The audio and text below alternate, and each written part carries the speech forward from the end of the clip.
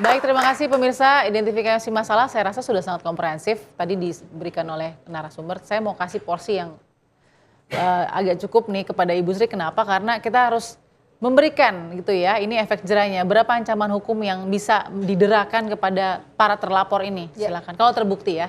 Silakan. Kalau terbukti sebaran ancaman karena cukup banyak pasalnya yang bisa menjerat.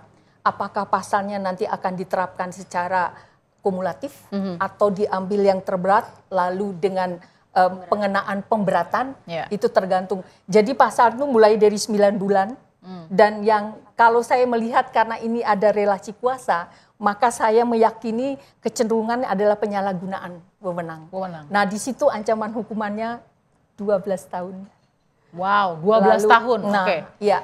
Terus kemudian ketika ini 12 tahun, nah itu ada pemberatan, sepertiga dari 12 tahun. Jadi penambahan.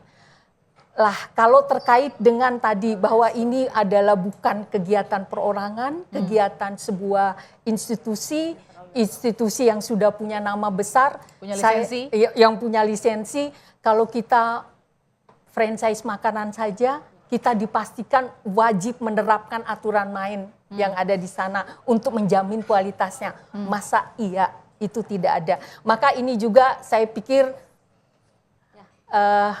pengacara bisa memanfaatkan momentum ini sebagai momentum baru dalam rangka mengkonstruksi keadilan sosial ini terhadap perempuan dan sekaligus merubah cara pandang kita. Undang-undang yang diundangkan pada 31 Mei 2022 nomor 12 tahun 2022 ini sebenarnya sungguh sebuah karya kekinian yang semakin memanusiakan manusia. Jangan dilihat ini hanya persoalan perempuan, ini persoalan kemanusiaan. Siapapun tidak ada yang steril dari ancaman atau dari gangguan pelecehan seksual, baik anak maupun sampai manula, dari yang muda, dari yang normal sampai yang berkebutuhan khusus. Artinya mari kita sama-sama mengawal kasus ini, melihat perkembangannya. Saya pikir semua ranah dipergunakan. Jadi pidana yes, lalu restitusinya juga diperjuangkan sedemikian rupa sehingga, dan saya berpikir ini adalah momentum yang tepat ketika kehadiran negara harus hadir di sana sehingga ini bisa titik masuk karena korbannya cukup banyak. Terima kasih Ibu Sri. Aduh, saya senang mendengar tadi ancaman hukumannya ya. 15 tahun. Iya, belum lagi kalau 12 tahun. Sepertiga. Tambah sepertiga. Belum sanksi administratif. Sanksi untuk korporasi supaya ada penjeraan. Ini tuh serius. Bisa sampai pembekuan license, pembekuan izin, atau justru pengambil alihan keuntungan yang diperoleh untuk membantu restitusi korban, gitu ya. Dari hasil acara yang sudah selesai ya. Biar kali ini pelaku yang jerah, jangan korban terus yang jerah. Nah, iya betul. Dan yang pasti harus dikawal sampai titik akhir. Jangan sampai nanti dia melempem masuk angin, ya kan tiba-tiba beritanya udah nggak ada. Sering terjadi. Tiba-tiba. Apa ini alasannya Mbak Mel juga mewarawiri gitu juga berjuang untuk kemudian menyuarakan para korban?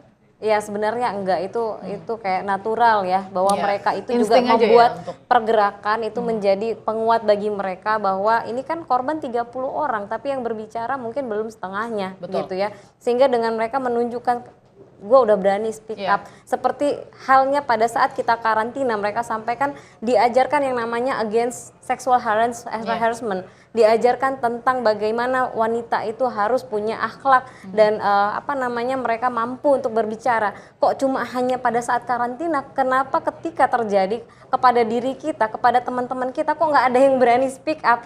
Queen come on gitu. Kira-kira seperti itu gerakan yang mereka ingin sampaikan, tetapi mungkin sampai sejauh ini pergerakan mereka memang masih tertatih-tatih seperti yang tadi Mbak Andi sampaikan. Banyak orang yang masih permisif, seolah-olah ketika mereka masuk ke dalam Miss Universe ini seolah-olah masuk ke dalam sebuah kolam keruh. Siapa suruh lo masuk ke dalam keruh, air keruh, kira-kira seperti itu. Itu dihindarkan saja komentar seperti itu biar mereka tetap maju terus ya. Saya yakin dukungan akan terus banyak ya, apalagi Mbak Anji juga mungkin bisa kasih motivasi juga ke mereka nih, adik-adik ini yang masih dalam traumanya. Silakan Mbak Anji. Yang pasti kan kalau misalkan kita dalam posisi korban itu yang dihadapi adalah ketakutan di isolasi oleh mereka yang tidak mendukung.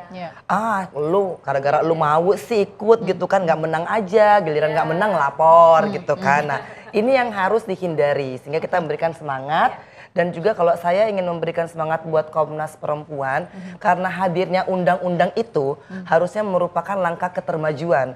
Bukan akhirnya dengan adanya satu insiden yang seperti ini, seakan-akan undang-undang itu nggak dibaca berarti mungkin. Sehingga nggak tahu gitu loh apa konsekuensinya. Ayo kita baca undang-undang biar tahu ya. Ini penting nih Kim dari Mbak Enji. Jadi jangan sampai. Jadi kalau bisa undang-undang TPKS itu dijadikan salah satu acuan untuk konteks kecantikan dan lain-lain yang kemudian bisa melindungi ya siapapun yang punya hak itu. Terima kasih Mbak Mel sudah berbagi. Kita akan tunggu bagaimana perkembangan kasusnya, berjuang terus. Terima kasih Mbak Enji, pengalaman yang berharga sekali dan kiat yang mudah-mudahan semangat bagi para korban yang trauma saat ini dan terus pick up. Ibu Sri, terima kasih Ibu Sri, luar biasa. Kita menunggu ya ancaman-ancaman lain yang bisa kita tambahkan di situ.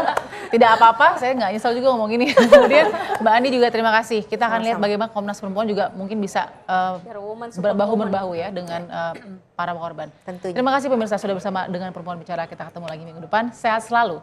Sampai jumpa.